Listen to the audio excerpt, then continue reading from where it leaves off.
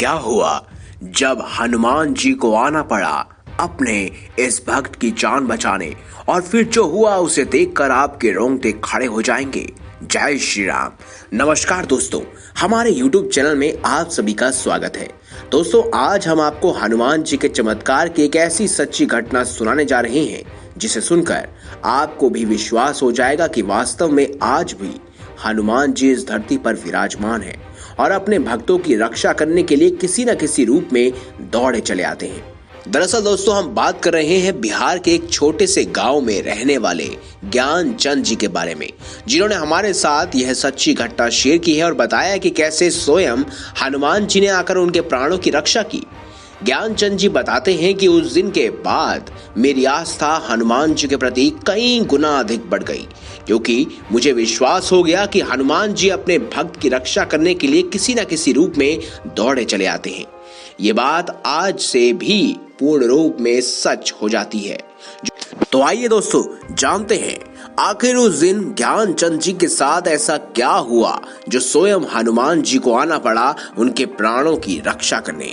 दोस्तों, बिहार के रहने वाले ज्ञानचंद जी बताते हैं कि वो एक टाइम खाना भूल सकते हैं, लेकिन हनुमान जी की पूजा करना बिल्कुल भी नहीं।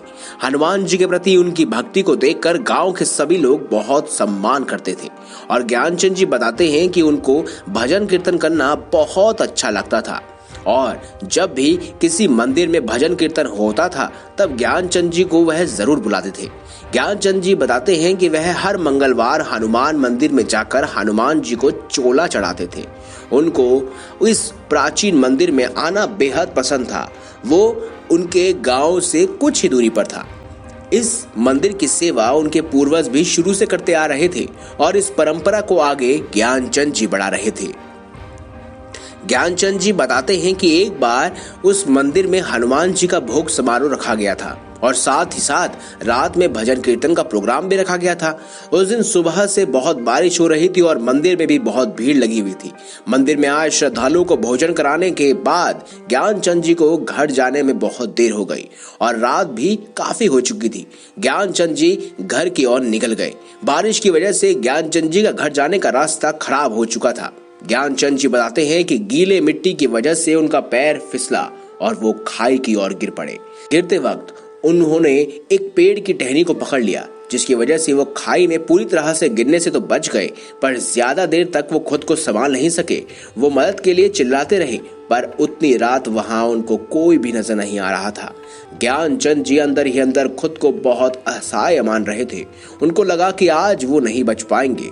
बस वो अपना आखिरी समय हनुमान चालीसा पढ़ने में लग गए और अपनी आंखें बंद कर मन ही मन हनुमान जी को याद करने लगे। कुछ ही समय बाद उन्होंने देखा कि एक पंडित उनकी जान बचाने आए। तभी ज्ञानचंद जी के जान में जान आई। पंडित जी ने ज्ञानचंद जी को अपनी ओर खींचा और उनको सुरक्षित घर पहुंचाया।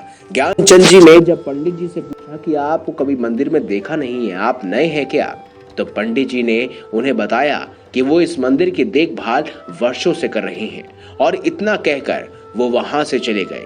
ज्ञानचंद जी सोचने लगे कि जिस पंडित ने उनकी जान बचाई उनको तो उसने कभी मंदिर में देखा ही नहीं, फिर वो पंडित जी ने ऐसा क्यों बोला कि वो इस मंदिर की रक्षा वर्षों से कर रहे हैं। ज्ञानचंद जी बताते हैं कि जब वे घर आकर इस घटना को अपने पिताजी से बखान करते हैं तो ये सब सुनकर उनके पिताजी भी हैरान हो जाते हैं कि जिस पंडित जी की बात वह कर रहे हैं उन्होंने तो कई साल पहले समाधि ले ली थी।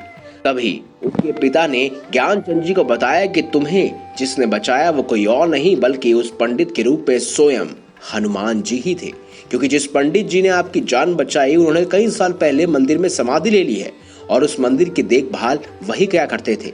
ये सुनकर ज्ञानचंद जी की आंखों में आंसू आ जाते हैं।